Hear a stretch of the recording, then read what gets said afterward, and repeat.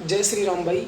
हमारे हिसाब से अगर इस दुनिया में सबसे ज़्यादा सेफ अगर कहीं है मुसलमान, जो हमारे मुसलमान कम्युनिटी के जो लोग हैं वो हिंदुस्तान में हैं।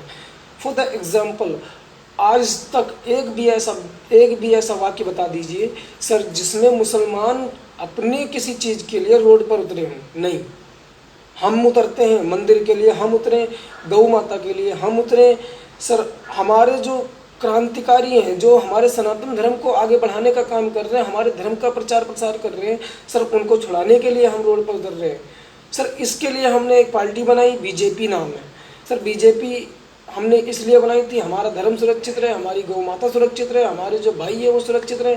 लेकिन आज होता क्या है, गोवा में बीजेपी की सरकार होते हुए भी गौतम खट्टर जी को अरेस्ट कर लिया जाता है, ये बोल कर कि वो आतंकवाद जैसा बढ़ावा करने का काम कर रहे हैं सर। ईसाई धर्म हमारे देश का नहीं है, ये दुनिया को पता है, लेकिन ईसाई धर्म है। और जो वहाँ के आतंकी आए थे सर, वो हिंदू को कन्वर्ट करने का काम कर रहे हैं। मुसलमान है वो भी हिंदू को कन्वर्ट करने का काम कर रहा है सर। हिंदू के ऊपर इतनी सारी मुसीबतें होते हुए भी सर हमारे बीजेपी के जो नेता हैं घरों में बैठे हुए हैं।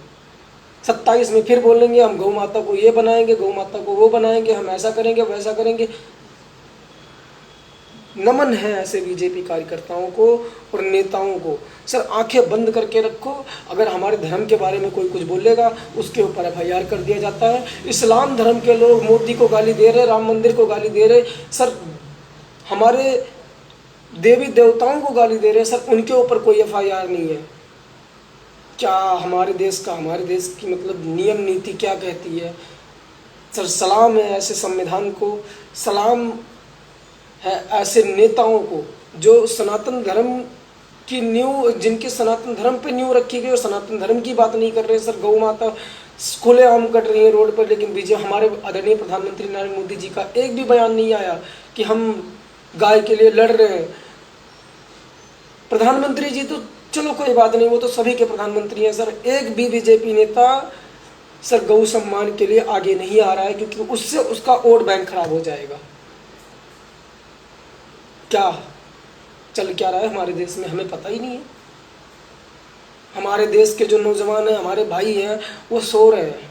हमारा बीवी, हमारे बच्चे, हमारे फैमिली सर, सनातन धर्म नहीं रह जाएगा तो आप क्या करोगे?